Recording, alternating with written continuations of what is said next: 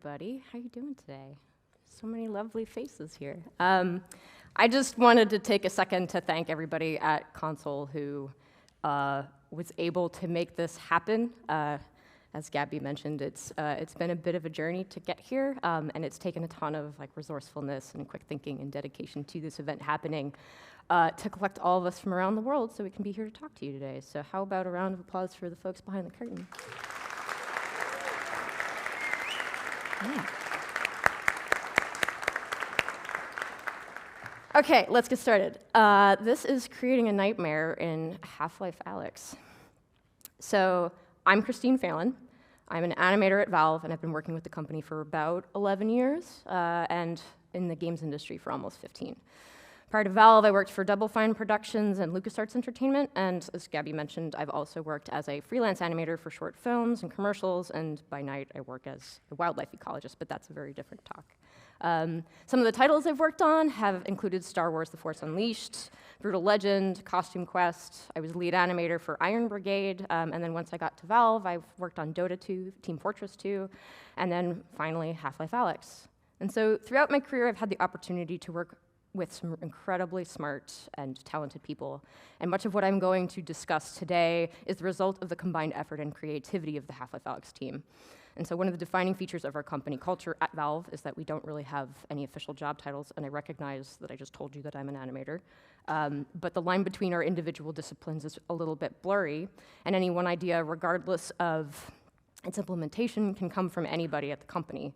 And this was especially true for Half-Life Alyx because for all of us, VR development was relatively undiscovered country. There we go. So I'm going to poll the audience. By a show of hands, how many of you are VR developers or have worked in VR in any capacity? Ooh, small group, cool. How many of you played VR? Whoa, that's awesome. Look at all of you guys. That's rad. Okay, so how many of you have played Half-Life Alyx? Wow, okay, that's awesome. Good. Okay, so for those of you who haven't, I'm going to give you a background on Half-Life, on Half-Life Alyx, assuming you know a little bit about Half-Life. Half-Life Alyx is set between the events of Half-Life and Half-Life 2, and you are playing as Alyx Vance. And Half-Life is a series that's known for shooting mechanics, storytelling, and combat that are integrated into the environments that you visit, use of physics and puzzle solving. But what's different about Alyx is that it's a full-length Half-Life game that is developed from the ground up to be experienced entirely in virtual reality. And I think it's fair to say that game design is, at a fundamental level, an exercise in communication. Gameplay conventions that have been established over time are kind of a native language for most players. And if I pick up a controller, I know where to put my hands. If I'm trying to play a first-person shooter, I can generally figure out, here's how I shoot, here's how I reload my weapon. Or I can figure it out in a few moments because controllers and keyboards provide inputs with predictable and repeatable outcomes. With VR, there's a lot less certainty. And I would argue none of us are really native speakers of this language of VR because it is being written as we are creating with it, and that was especially the case when developing Half-Life Alyx. So rather than a single input device, with pre-map buttons, we now have 2 tracked controllers and a VR headset that give players a total of 3 separate 6 degrees of freedom input devices that they can use in a natural way. And so when I say 6 degrees of freedom, I'm basically referring to the X, Y, and Z axes for position in these directions, and pitch, roll, and yaw for orientation being tracked per device, so the head and both hands. A player can now interact with the world using their whole body and often do so without thinking about it. And as developers, we need to understand and account for behavior to a degree that exceeds historic requirements because we need to account for things such as player height. I'm a short woman. Physical ability, their size of their physical play space individually, per player, and their individual perception of the world that we're creating around them. So this was the 2019 announcement trailer for Half-Life Alyx, and I'm just going to show this now because it kind of helps visualize some of the concepts that I'll be discussing today.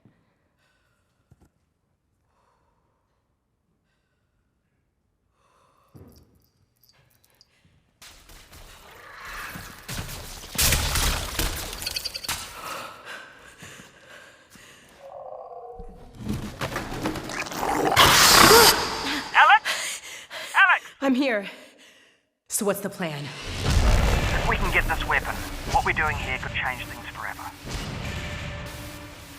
There's no straight shot to the vault. I'm gonna head inside, find a way out. Got it. I'm with you every step of the way. You're gonna need a gun! Don't worry, it's unloaded. It's unloaded now!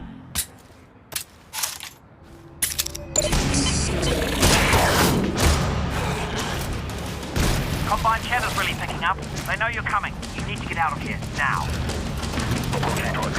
Exposing hostile Oh God. They've got Dad. They're gonna find out what he knows, and then they're gonna kill him. All this is my fault. I never told you. I couldn't. I'm so sorry, baby. You will not save him. Alyx Vance alone cannot prevent his fate. Close your eyes, honey.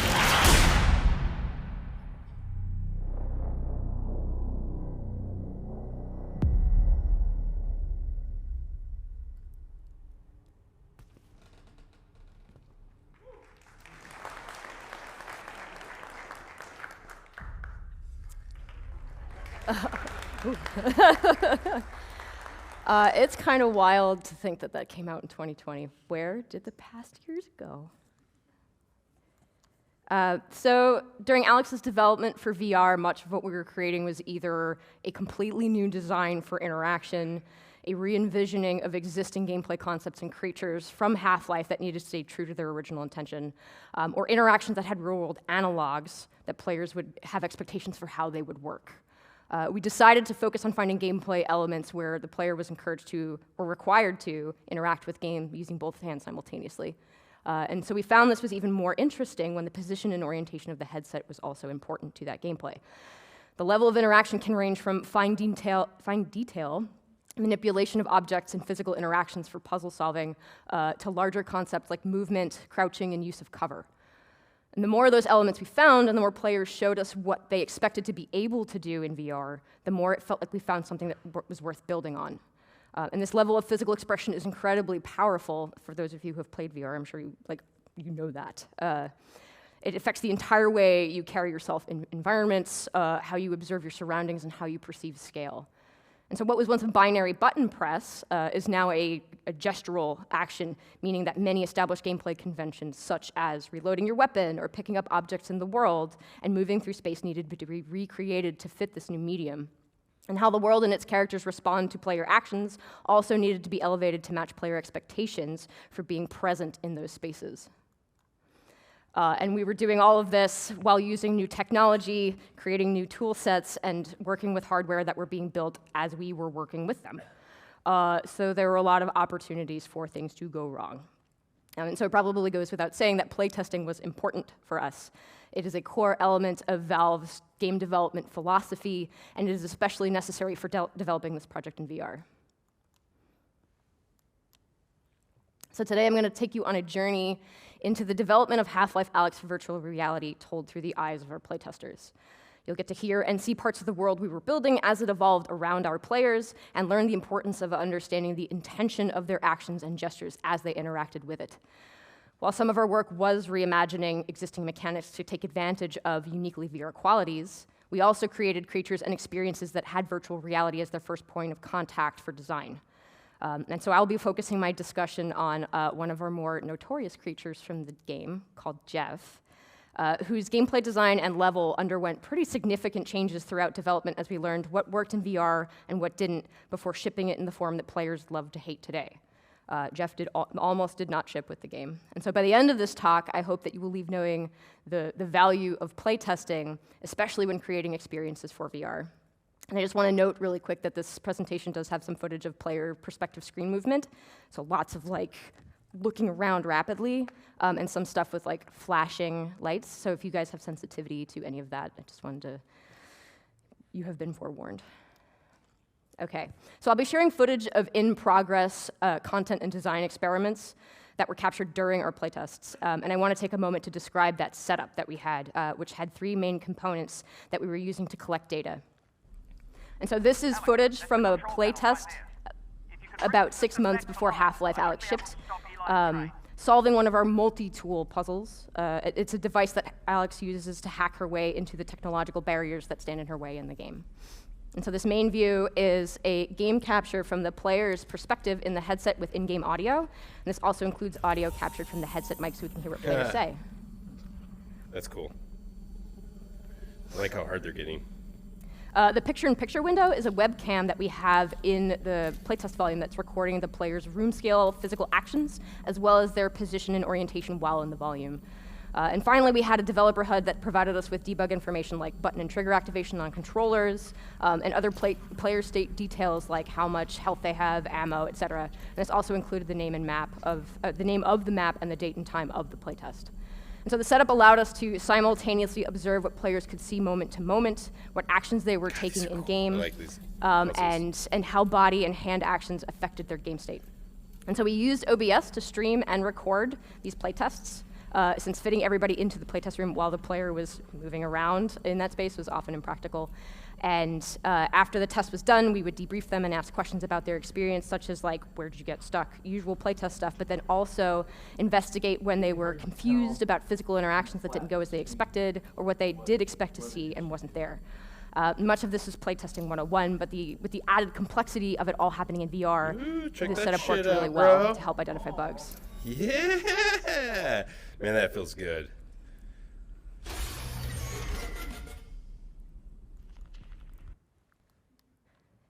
Okay, so let me introduce you to Jeff. Jeff and the Distillery chapter of Half-Life Alyx really flipped the script on how players interacted with the AI up to this point in the game. And our goal for Jeff was to create an NPC that players would be in close proximity to for sustained periods of time in VR, and that didn't rely on combat as the main point of interaction. We wanted to take advantage of proprioception. I had to make sure I could say that all at once, because that's a hard word, proprioception. And that's like the perception or awareness of the position of your body and movements. And our hope was this environment and creature would push on the player's ability to manipulate objects accurately and navigate through areas that required spatial awareness and moving with purpose with little margin for error. And so Jeff is a blind, invulnerable monster that you meet in an abandoned vodka distillery. The player needs to make their way through the distillery while avoiding detection, because although Jeff cannot see, he is reactive to sound and will hunt down the source of any noise that he hears. And since the player can use sound as a means of distraction, the physics objects that are all around you in the map become your ammunition and tools for survival. So he's an invulnerable monster. So the usual gameplay tool of quickly solve my problem with bullets is no longer available in the way that it is for enemies like the Combine, zombies, and headcrabs. And the player's only option is to stay clear of him while progressing through the chapter. And even if you could damage Jeff, guns are really loud. So using them is a liability to the player since they would attract him to you. And the setting of a distillery provides us with an infinite supply of bottles, which act as ammunition the player can throw to redirect attention, but it's also a hazard if you knock them over or drop them. And so the initial designs for Jeff are gross. The initial designs depicted him as a blind zombie, an incomplete mutation of a Combine soldier. And so here you can see elements of like Combine armor, this gross head crab kind of oozing out of a helmet, and the corruption of that transformation working its way through his body. And at this point in the project, he had the ability to smash through walls Kool-Aid Man style. You guys know who the Kool-Aid Man is, right? Okay, I didn't know if that was like a super American thing or not. It's just this giant jug of juice that just bursts through brick walls and shouts, "Oh yeah!" And so he was basically the Kool-Aid Man, but grosser. And so he smashes through walls to get to the player, and so his giant arm was just as much to signify his power as it was to show his mutation. And feedback for this first set of designs was that it felt a little too close to the special infected from Left 4 Dead. So we decided to pivot away from literal zombie, but the internal name of blind zombie would be how we referred to him throughout the project.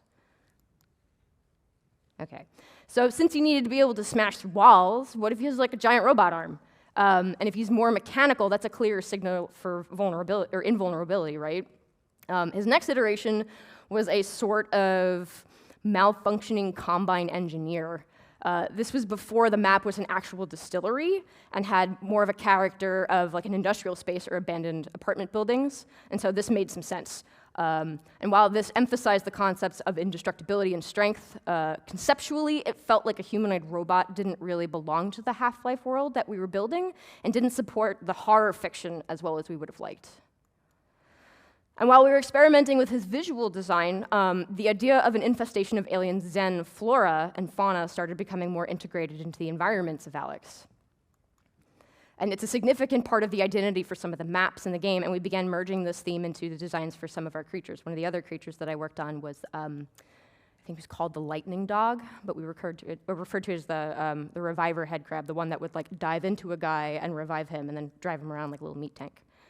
And so what if Jeff had actually been part of a Combine hazmat crew and had succumbed to that Zen infestation that he was there to clean up and contain? And so instead of breaking through walls, which players found to be like really unpredictable in a negative way because he could break through any wall, that big mechanical arm evolved into a kind of like flamethrower that would burn through these Zen infestations in the environment that blocked your path. So now Jeff is smashing down walls for you. And so we went a little nuts with the Zen infestation on Jeff. The idea was really compelling, but as we started piling on layers and layers of Zen as this kind of hostile takeover to his body, we started losing readability in his silhouette, and players had no idea what it was that they were looking at. Like, that's his head. That's a gross head. So this is early footage of the player's first face-to-face encounter with this version of Jeff in the distillery. So this glowing blue plane you see is meant to represent a Zen membrane, which is an impassable growth in the environment that only Jeff can destroy. The player must use sound to direct Jeff to where he wanted him to go and what he should be able to burn through. And so any location where a sound was generated, Jeff would move to that spot and burn what made the noise. With his giant Zen cleanup arm. And in the case of membranes, though, the player needed to target those specifically. So what this did, though, was it kind of made Jeff's relationship to the player something like a key to a lock. And so now that his smash through walls ability has been constrained to very specific surfaces and locations, Jeff became much less threatening and wasn't as great a source of pressure to the player's position. In this early state of his design, Jeff would go into a dormant state after finishing a burn and would only move when attracted to a sound source. And so otherwise, he wasn't really interacting with the player apart from sharing space some of the time. And so playtest after playtest showed us that humans respond more slowly in VR than they do in a traditional game, which makes sense because rather than pressing a button and having an action happen immediately, I, a bag of meat, am asked to physically perform that action. And so, unless I'm like well practiced at it, and I might be slow and maybe do it a little differently every time. And so our original instinct with Jeff was to account for that slower response time and constrain his move speed. This was to provide players with the opportunity to recover from mistakes, and the player locomotion speed was comparatively fast. And so the space design was so spacious that an unintended side effect here was that the player rarely was physically close to him. So it's starting to compound. Okay. So this slow move speed sometimes led Jeff's responses to get disassociated with the sounds attracting him to the player. Oh man, don't know. He also used to fall down ladders because he couldn't see. Thankfully, we cut that too because the reaction was usually what that reaction was. I will say, like, I don't quite understand why he's Okay, falling. stop here. Oh, you shit. Perfect, perfect. Okay, so here we just heard the player say, I don't understand why he's still following me. So the last sound the player thinks that he made was actually up the ladder that Jeff fell from. But what he didn't notice were these environmental hazards that generated sound. And so remember when I mentioned that Zen life is being added to the maps? You can kind of see them here, these little dudes, these little dudes, these little dudes. That big dude is Jeff. So what's actually happening is the playtester is walking past these like little Zen clams that generate sound when the player gets too close. Kidding me? So ultimately, large spaces and long hallways didn't work well with Jeff. In corridors like this, Jeff's approach would be a slow and unavoidable death that you couldn't save yourself from, and he was too easily avoidable in open rooms. So it sometimes took Jeff so long to get around to the source of the sound that sound source could have changed, but not due to the player's intention. So players were thinking about the sound that they had made on purpose and not recognizing the ones that they had made passively. And so there was nothing purposefully drawing the player to Jeff besides the need for him to be used as a tool in the world. And without crisp cause and effect that were immediately clear to the player, Jeff's attraction to them would often feel very random. And so at the same time, the gravity gloves, our system for targeting and grabbing objects at a distance, was still in pretty early stages of development. And so getting that to play nice with the game physics, which recorded determining the arcs and speed of objects, as well as catching and throwing, as you can see here, was a little difficult for players. Some days you could grab and throw objects just fine. Other days you're targeting everything in the space around you without meaning to, or you have Hulk strength. And you just smash every bottle that you touch by mistake. We could and should do like a whole talk on the complex set of problems that needed to be solved to get the gravity gloves to feel good, but that is beyond the scope of this talk.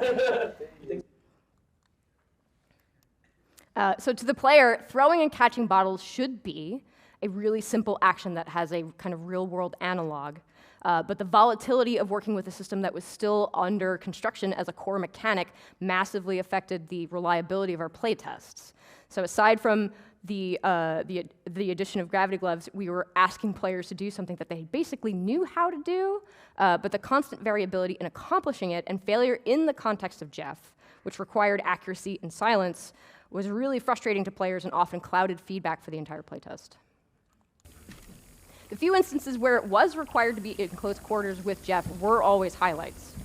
In this room, there's an elevator that the player needs to guide Jeff into and ride with him so that they can use him to open up one of those Zen membranes and proceed to the next section of the map upstairs. So even in this early state with placeholder environment modeling and very little set dressing, it was an effective encounter that players always noted as one of the scariest and most exciting parts of the game. But the delta between players' responses to Jeff, even in a single playtest, were really vast. So the highs of being up close with this monster were really memorable, scary, and felt like they were pushing on an experience that would be really impactful in VR. But the lows were low and many, and often buried those highlights. And so presence is it's kind of a VR buzzword, but it does a really good job of kind of capturing that sense of being in a place with like a real place and occupying it, but it didn't like being caught in a box with Jeff was pushing on it in a way that was really exciting to design around. It elicited a psychological response that we wanted for players, and it felt like an experience that could only really happen in this medium. So the way we playtest our work at Valve happens in these kind of concentric rings that start from where the work is being done.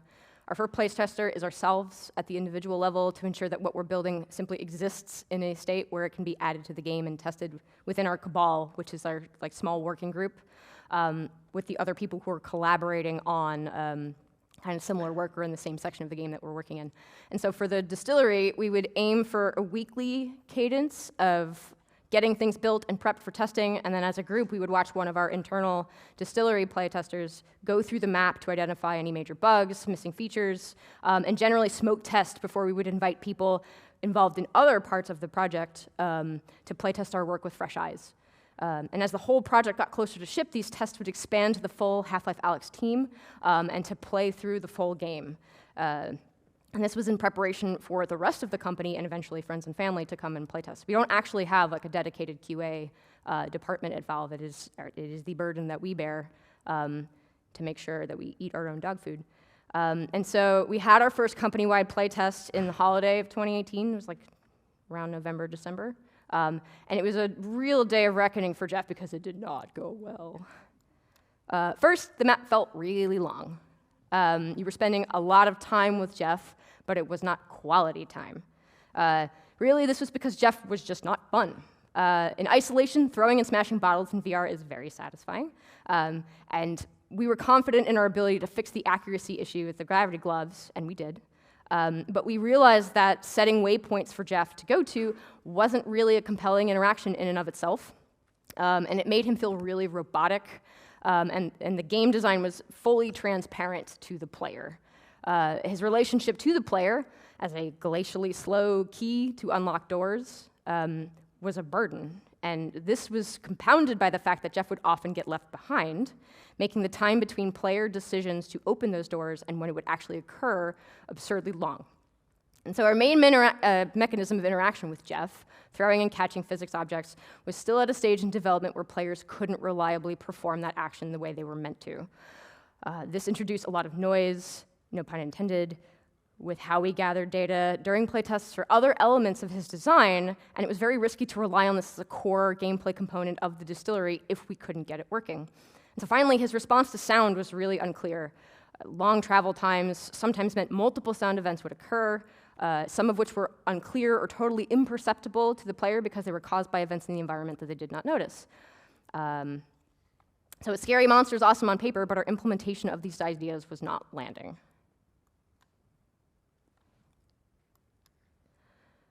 And on paper, Jeff and the goals of the distillery were some of the most compelling VR concepts we were creating for Half-Life Alyx.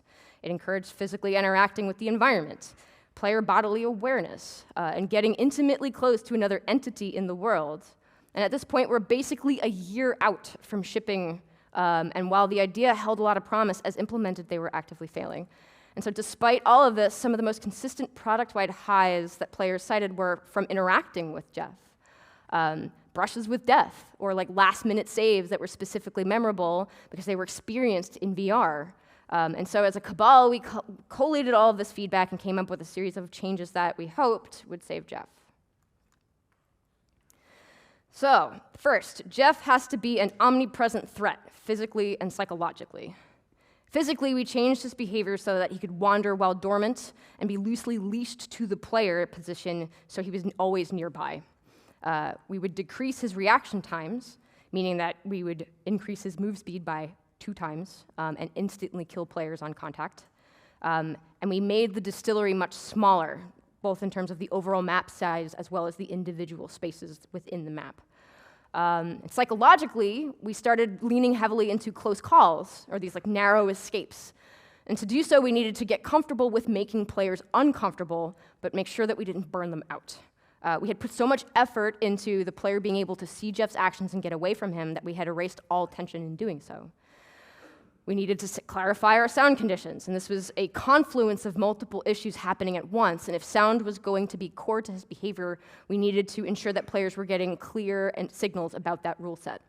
And the intent of throwing changed from go here to go away. Once we solved players crushing bottles with their Hulk hands, we would be able to keep the fun and natural gesture of throwing bottles, but remove the need to do so accurately. And so this way, when players threw as a panic response, it would still be an effective tool at their disposal. Okay, so this is the redesigned version of the player's first encounter with Jeff.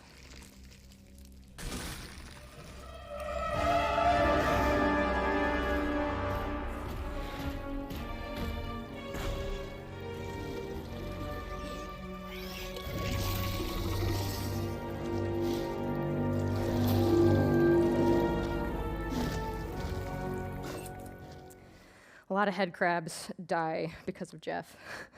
So the layout of the space, if you remember the earlier video I showed of the first encounter with the Zen membrane, is almost identical.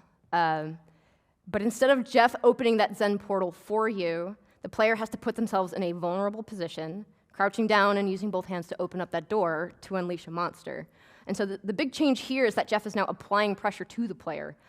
The sequence immediately establishes him as threatening, fast, and reactive, and it gives the player just enough time to get out of the way into their hiding spot and sets the tone for the rest of the map. And Jeff demonstrates the cost of failure on that poor little head crab. We also worked to simplify him visually. He had a distinct head and a large mouth flap that indicates his agitation state. It's flared open when he's reacting to sound and then clamped shut when he's wandering the halls. He moves with speed and intention when he's on the hunt, and is much more slow when he's wandering. If the nightmare face, you can kind of see his gross little face just hanging out there. So if that wasn't enough to differentiate him from Combine. The bright yellow hazmat suit also helps to do that, so that a run and gun gameplay isn't something that players should expect immediately or at all, and it helps improve his readability in the environment. And so the cloud surrounding him is an expression of that Zen infestation concept that we brought into his earlier design, but it's actually creating a noise hazard area directly surrounding him that causes the player to cough if they get too close, just like that. So this was a visual indicator of his response range. This means that the player needs to stay aware of how far they are from Jeff, since getting too close would cause Alyx to cough and betray her position, and then you would die like that poor head crab. And if a design element didn't somehow reinforce his reaction to sound, or it didn't add immediately discernible information to the player, we just cut it out. One of the best physical mechanics of the distillery came directly from players responding to Alyx's coughs. When we changed Jeff to have those Zen spores spewing from his back and creating that area of noise around him, we also populated the map with those small Zen creatures that would also create a similar and highly visible spore cloud at certain choke points, so that players had to pay attention to where they physically were in the environment. And if the player wasn't careful and got too close, these would cause Alyx to cough, and that would turn her into a temporary source of noise that Jeff would chase down. Some players would try to cover their mouth naturally when Alyx began to cough, before that was a gestural concept that even existed in the game. And so we ran the experiment of making an action that would have the intended result, either preventing Alyx from coughing at all if she moved through that cloud and covered her mouth first, or muffling her coughs when she started so that Jeff would no longer hear her and she could escape. So what was great about covering your mouth is that it's a simple action. It's easy to teach compared to some of our other in-game actions like reloading your weapon, which is like a multi-step process that required a significant tutorial space and lots of gameplay track earlier in the game to make sure that players understood it and were comfortable doing it.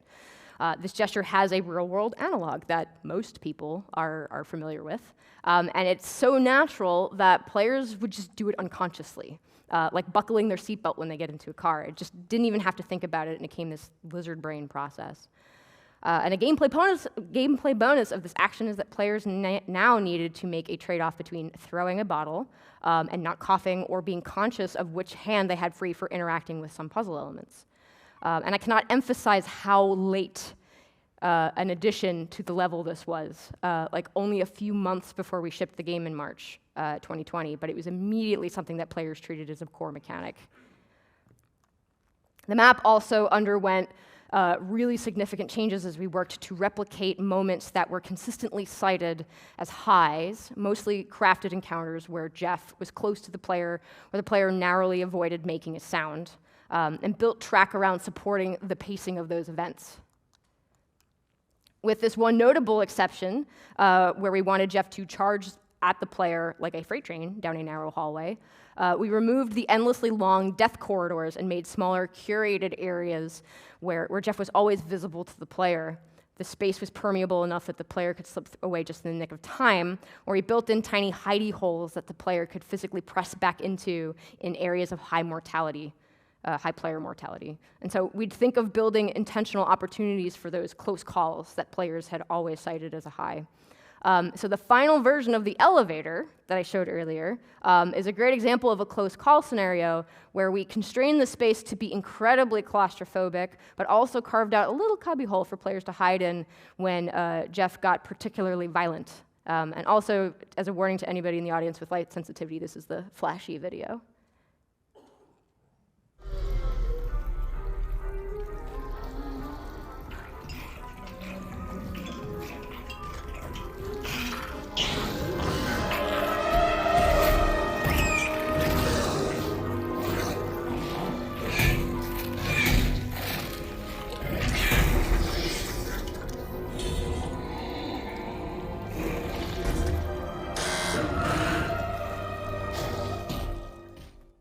One of my favorite animation sequences to work on. Poor head crab. So one of my favorite parts of watching playtests for this particular section is that some players would miss the entire sequence of Jeff absolutely annihilating this head crab because they could not bear to watch it, and they were so crunched back into their hiding space and they were so afraid of Jeff. So I don't consider a moment of that animation not being viewed as wasted time, though, because hearing it is just as effective as seeing it and knowing what's going on around the corner, especially given the very messy aftermath that's left behind. Oop. And so these spatial changes allowed Jeff to get very, very up in the player's personal space and turned areas of high mortality into very exciting moments for players. And so some of the best moments with Jeff revolved around forcing players to do things they really didn't want to do, but knew that they had to, because being that close to a dangerous monster and just barely escaping was really memorable and very scary. We iterated a ton on the minute details of interactions between the player and Jeff at the point where you screw up and you're going to die. And if there were too many deaths, or too much constant threat, players would get fatigued with the whole idea of Jeff, and so we had to make sure that we balanced that cognitive load. Another example of a close call was the freezer puzzle, where players have to lock Jeff away, only to realize that they need to let him back out as they follow a wire in the wall to restore power to the room. That was so good. This encounter has been in the level since the very beginning, and it was so effective that it served as an example for the bar that we needed to hit and what we needed to replicate as we rebuilt the map. So this is a recording of the shipped version of Alyx, where the player locks Jeff in the freezer. The door wasn't closed. There's some yelling too. No, you can. You just really got to try to close it. It's hard.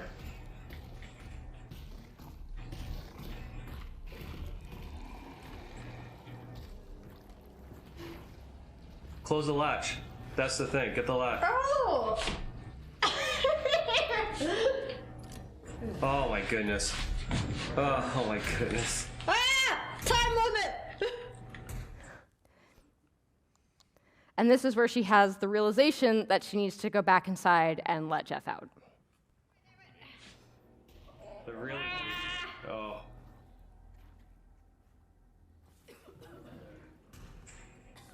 Oh, careful, you're making some noise. No! No, what? Why? Where are you going? I have to go inside! That's perfect. You should save.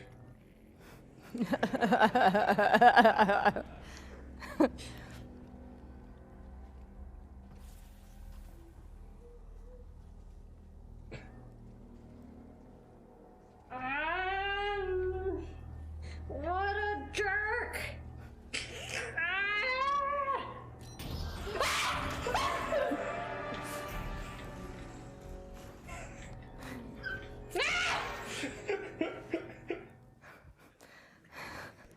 Poor Sammy.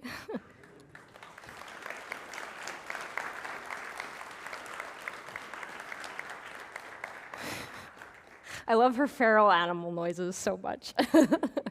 So the map layout was finally making Jeff feel like a meaningful, omnipresent threat, but we found that we were asking our players to learn new skills and solve puzzles under duress, remembering goals and destinations that we had set for them under duress, while trying to keep track of an insta-kill-you monster who's always lurking nearby.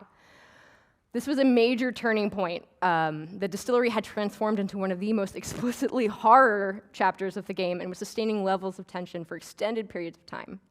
And so teaching in stressful situations rarely leads to retention, and it was important that players not only learn and retain what we were asking of them in VR, but also that they didn't burn out on extended periods of anxiety in a map that had an intended play time of 45 to 60 minutes.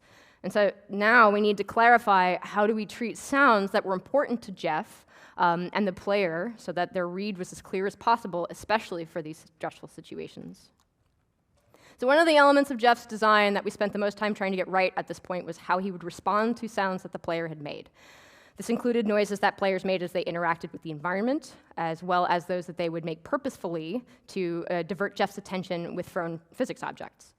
Once his behavior became more aggressive, this is where we started to get into a lot of trouble. Initially, we had developed a system that used physics to determine the volume of a sound that an object made based on things like its velocity, its mass, the angle of impact of that object when it was dropped, thrown, or even just two objects colliding with one another. And as the world became more detailed, and players had expectations for behavior on a per-object basis, our instinct was that they should behave as true to their real-world versions as possible. So in the system, above a certain volume threshold, the generated sound would get Jeff's attention. So on this end of the spectrum, a sound gets made, the player hears the sound, Jeff hears the sound, everybody's upset. On this end of the spectrum, sound gets made, player hears the sound, recognizes a quiet, Jeff doesn't respond, everybody goes about their day. But it's in this middle section here, just above the threshold and just below the threshold, where we started getting into trouble, because just above the threshold, sound gets made, player hears the sound, Jeff hears the sound, everybody's upset. Just below the threshold, sound gets made, player hears the sound, Jeff doesn't respond, the player's confused. So players couldn't hear the difference between sounds just above or below that volume threshold because there was no meaningful difference in their perceived volume. The volume was a gradient, but under the hood, it was being treated as more of a true-false condition in a way that was not apparent to the player. And so while this may have been a physically accurate model, and at Valve we love our physics, this only really benefited the AI and led to confusion about which objects made a sound that would attract Jeff, how much force a player could use before the sound a physics object made was loud enough for him to hear, or even what specific sound would or would not alert him. Okay, pop quiz, you guys have to participate in an activity now. I'm going to play a series of sounds, and I want you to tell me if which one of the two that we're going to play is the louder one. So I'm going to play the first sound, and now we're going to play the second sound, and now we'll play them one after the other. Okay, who thinks the first sound is louder? Raise your hands. Ooh, confident. Okay. Who thinks the second sound is louder? Not as many. Okay. They're both the same volume. Okay, so this one might be a little bit easier. I'm going to play the sound on the left. I'm going to play a sound on the right. I love that sound. And now one after the other. Okay, who thinks the first one is louder? Ooh, not many of you. Okay, who thinks the second one is louder? They're both the same volume. Okay, this one's easy. Play the first sound. Play the second sound. That one's so satisfying. It's totally somebody getting beamed with a shovel. Okay, first sound. Second sound. Okay, who thinks the first sound is louder? Okay, who thinks the second sound is louder? They're both the same volume. Actually, so they were all the same volume. And to be fully transparent, all of these sounds are actually within 0.02 decibels of one another, so there is some slight variability, but most humans are incapable of differentiating sounds that are within 3.0 decibels of one another, so they are effectively the same volume. So something that became really clear through playtesting was that the player's interpretation of sound was super subjective. Physical sound characteristics like frequency or change in volume over time or the duration of a sound all affect our psychological response to sound, but it was also the visuals associated with that object and player intention with that object that also determined a player's expectation for Jeff's response. And so the player interpretation of sound extended beyond our initial designed intentions for that system. So we needed to ensure that our sounds and Jeff's response weren't open to misinterpretation. And so in the event a sound was made, we needed players to be able to recognize what had happened, understand why Jeff did or did not react, and needed to believe that the result was fair, and that they didn't feel like they got cheated by an unclear condition. Instead, they needed to attribute attracting Jeff's attention to something that had a clear cause and effect, like something that they did, a mistake that they made, a trap that we had laid for them in the environment, or some other event that occurred in space. And this meant we needed to strengthen which elements were involved in Jeff's behavior and reduce or outright remove things that led to misinterpretation or distraction from everybody's relationship with sound. So did the object look like it was could create a sound that would attract Jeff? Bottles breaking seems pretty obvious, but what about a tiny sardine can or a fragment of shattered glass or cardboard? Depending on how fast some of these objects were traveling, regardless of their size, our system could still cause them to make a sound that Jeff would respond to. What about actions you would expect to make a sound in real life? For a while, we had puddles in the lower cellar of the distillery that looked really cool, but we found players were reluctant to walk through those, sometimes treating them as completely impassable areas because they thought the splash of their footfalls, a sound which did not exist in the game at all, would get Jeff's attention. And so players even found themselves wondering whether they themselves, the human being in the headset, would get Jeff's attention. And we briefly discussed making the microphone on the headset pick up player audio, but that seemed like it would be really unfair. So players had mental models from reality that affected their expectations within VR. And this was super interesting to observe in playtests because they brought in expectations. And on the one hand, this helps ground the experience in the environment and does some of the heavy lifting for teaching players certain concepts for free.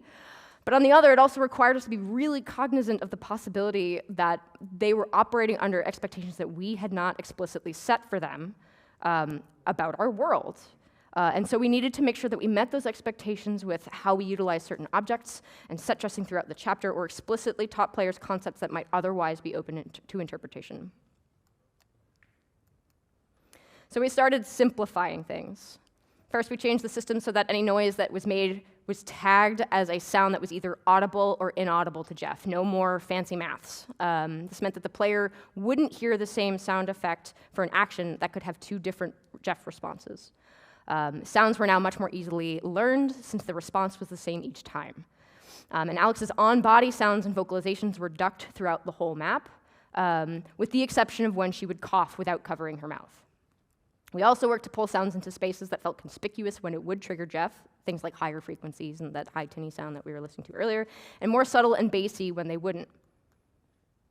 What we found with some of the sound-generating Zen critters, like the clams I mentioned earlier, was that they just weren't visible as the player was moving through larger spaces, even if they were literally right on the wall next to right in front of you, at eye level. When players did notice them in time, even then, the distance at which they would get agitated and start making sound was kind of unclear. And so our solution was only using these guys in trap spaces where the player had to put their hand into a small area to retrieve something so that we could guarantee that they would look at them when they made a sound so that it was clear that they were the source and that you had caused it.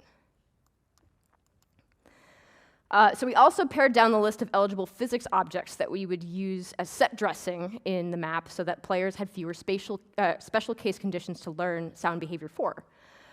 This helped as the distillery became the final identity of the map, as it had transitioned, like I mentioned earlier, from like abandoned apartments and more of an industrial space, and to finally what we wound up shipping. And this setting provided us with a contextualized reason for littering the space with that very noisy object, bottles. And fun fact, there are more physics objects in Chapter 7, the distillery, than all of Half-Life 2 combined. There's a lot of garbage to throw around in there. So the ambient environment sound in the distillery was also a contributor to player confusion about what caused sounds and where those sounds were coming from. And so this is an early video of the distillery with its original ambient soundscape.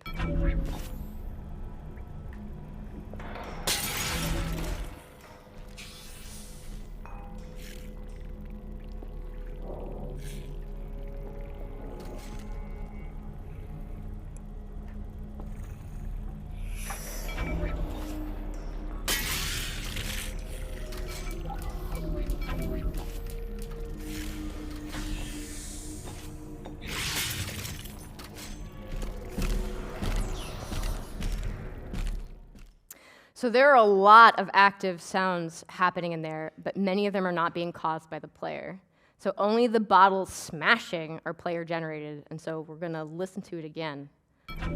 I want you to pay attention as this player drops the broken half of the bottle right here down that. So did you hear that little like glass pingy sound? That sound of glass impact is not actually from that bottle at all. But it just so happened to serendipitously time with the player action, and it feels player caused. So given how active this soundscape was, there would be sounds with that players would like attribute to an action that was actually not correct. So it led to loads of confusion about what was actually happening, what sounds Jeff would respond to, what made noise in the environment, etc. So this is the soundscape that shipped.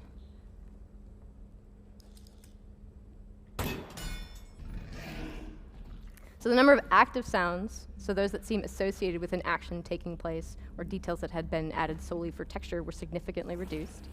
And the map sounds were only associated with environmental events that were occurring in a space, as well as player sounds.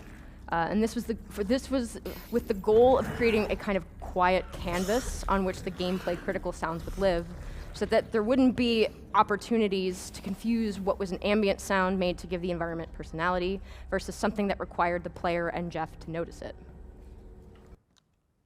Okay, so we finally make it to the end of the road, and Half-Life Alyx ships in March of 2020.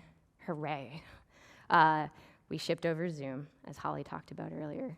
That was also very weird. Internally, our playtests with Jeff and the distillery had improved dramatically, and enough such that we had felt it was worth shipping, but the true test would be how players responded to it in the wild.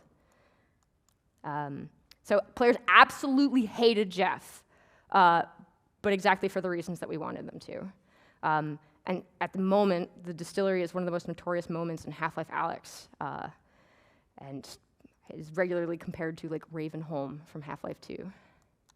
And so final thoughts. Playtesting can help you make the right design trade-offs. For us, it was identifying that fear in VR was an incredibly effective tool for experience design, and our initial resistance to pushing too hard on players was leaving what was most interesting about that potential experience on the table. Playtesting also helped us to identify areas in the distillery where favoring simplification in our design or creating clear contrasts was the better choice. We needed to evaluate that simplicity against the level of tension that the more effective version of Jeff created, and how that affected players' cognitive load. Player behavior was generative for design and helped us navigate VR development. You could almost think of the player as another designer for the product. This was true across all of Half-Life Alyx, and there is barely a moment in the game that wasn't improved by what playtesters told us and showed us through their play behavior, and Alyx is a better game for it. And finally, less can be more in VR. With the opportunity to build a deeper, more immersive world comes the added burden of ensuring clear communication of gameplay concepts. And VR can be a total sensory overload because your players are literally in the world that you are building, and every stimulus is competing for their attention. And so a mechanic or action that might be straightforward in a more traditional like mouse and keyboard game may need a completely different approach to teaching or integrating into your product so players can understand what you were trying to say. And finally, players can rest assured that while Jeff was a nightmare for them, at times he was also a nightmare for us. Thank you.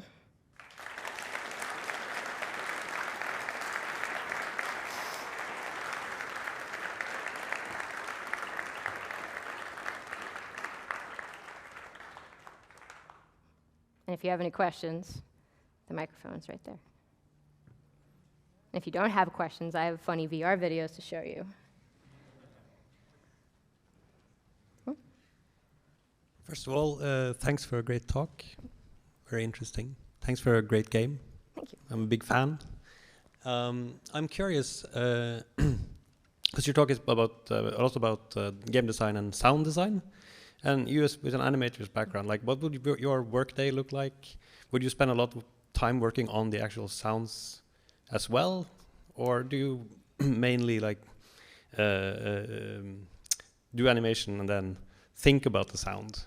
It's a bit of both. I would say I didn't work on sounds directly, but I collaborated really closely with the sound designer who worked on Jeff. And so yeah, my day-to-day would be very different from day-to-day, but if I wasn't doing animation for Jeff, I was involved in discussions with it was actually a pretty small core team of people who worked on the distillery. I'd say it was, at the end of it, like the final year of development, it was me, gameplay programmer, level designer, character modeler, effects artist, sound artist. So it's basically 6 people like 6 core people. That's not to diminish the work that other folks had done during other portions of the development on that. But it was a small team, and so there's a lot of overlap between like conversations about like, oh, here's what I'm thinking about from an animation perspective, and how does that affect gameplay design, and how can sound support this? Or when the sound designer would create sounds for Jeff, he would be looking at the animation, like small details that I had put into the animation, and then when I would hear the sound in like the kind of temp versions of the animations I'd put together, I'd go, oh, there's some really interesting texture in the sound that I want to then loop back into Jeff's behavior. And so it's this very iterative cycle. And so while I'm not like literally going out and recording, there's some really funny images of, I walked into the sound studio one day and there was a defrosted steak, paper towels, mayonnaise, and a microphone. And that's like a lot of this, like just meat plapping and wet sounds, and that's what Jeff was. But I would, the loop of communication was so kind of tight between the people working on it that those roles kind of blur. But yeah, I'm not directly responsible for the sound, but I collaborated very heavily with the folks who were making those decisions. Thank you. Yeah.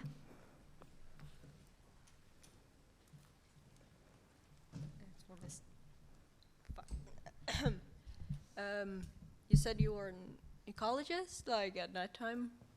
I was wondering if any of that had an inspiration on Jeff, because he looked very animalistic in like his movements and behavior. So yes, and asterisk. I was actually, so Jeff was partly hand-keyed and partly motion capture, and I was the person in the mocap suit. So when you guys think about this giant scary monster chasing you through a hallway, it's actually a 5'2" woman. It's my favorite part of working on Jeff. But so yeah, I think the work that I do as an ecologist, it kind of, similar to what I was saying earlier about there's this loop of communication between different disciplines. It's like I go out in the field and I do a lot of work that has to do with like animal behavior as observed through track and sign. And so I'm looking at the footfall patterns that are left behind by creatures as they make their way through space, and trying to build out what is the story of their use of this space. And that kind of affects how I think about like how does a creature move, where does it put its feet, and why.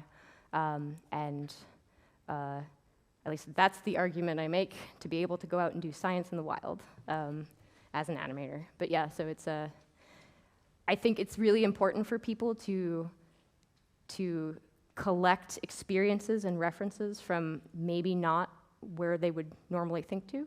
I think it's really easy, especially as an animator, to like look at what is happening in films and look at what's happening in like older animation and draw that into how I animate things. But what that winds up doing is it just makes everything start to look the same. And so I think when people broaden their experience to things that may seem on the surface tangential to what you do, you'll actually find a lot of both inspiration and lessons and tools that you wouldn't otherwise think to integrate. I just thought it was a really cool design. I don't know where the name Jeff comes from, but I love the story. So we wanted to pick the most boring human name, not to like insult any people named Jeff. Sorry, Jeffs in the audience.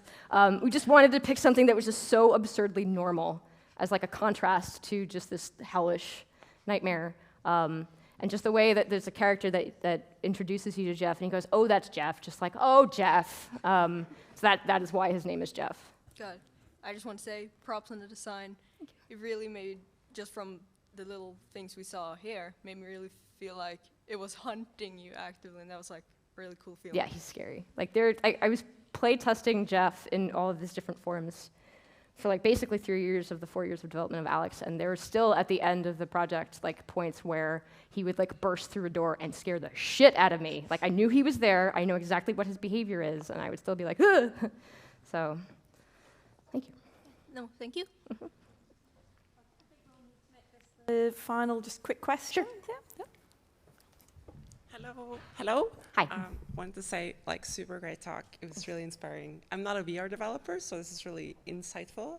I have a question regarding, is it like hard as a VR developer doing like a horror game and getting this, I assume you get somewhat desensitized to the content and the VR experience of the horror. Like, is that hard? Does that affect design over time? I think it's something that we have to really be cognizant of as we're designing, right? So like one of the reasons why we bring playtesters in, especially ones who either don't know what the design is or have like minimal experience with the changes that we're making, is to ensure that we are like balancing those things and keeping a fresh set of eyes on it so that we don't like crank it up too hard, because like you're saying, like we might get desensitized to it, and I'm like, oh, I'll make this even scarier, and somebody will be like, I just peed my pants, and that's not what I want to make players do. I mean, a little bit I don't want to make players do, but I kind of want to make them do that. But yeah, so it's like, and that's why it's really important to make sure that you're constantly like in my head, I know what the design is going to be, and I know what I want it to be, but I need to make sure that what is in my head has been translated into space in such a way that like the people who ultimately play it are receiving it the way I intend for them to. And so yeah, I see a lot of people do some, what we didn't want to do was like unfair horror stuff. And you could argue that we might have maybe tread the line a little bit, and especially with the freezer where he just like, and he bops out and feral animal noises get made, but I think the difference between that and like a jump scare is that players know exactly what is going to happen. It is unarguable that Jeff is going to like burst out of that space, but we are giving them the opportunity to make that decision for themselves. And so they know what's coming, and they're like, okay, I can change out of my sweaty shirt and I can get ready, and I'm gonna let Jeff out, and then I'm gonna go cry in the corner. And so yeah, it's really important to make sure that you are like keeping a thumb on the pulse of your players and understanding how they are interacting with what you're making. That's really cool. Thank you. Yeah, thank you. Thanks, you guys. You're awesome. This is great. Okay.